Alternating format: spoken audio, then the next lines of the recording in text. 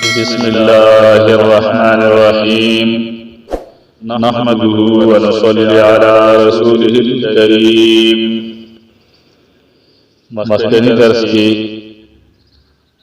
سوال صيغه بیان شوی د فعل ماضی معروف مثبت دن داغی ترجمه ذکر کیږي. فعل کار کړو هغه یو تن سړی تیر شوی زمانه کې.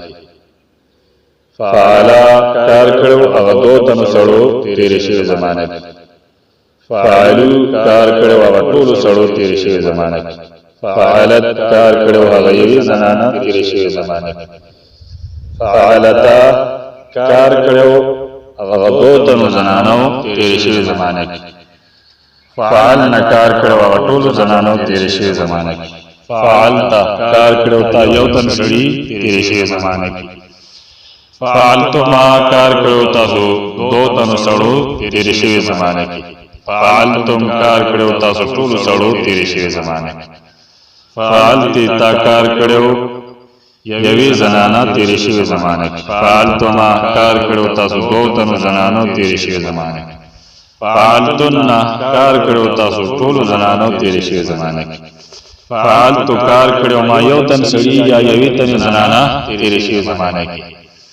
فعلنا کار کړو مون دو تن سړو یا دو زنانو تیر شوی زمانه کې یا ټول سړو او ټول زنانو تیر شوی زمانه کې.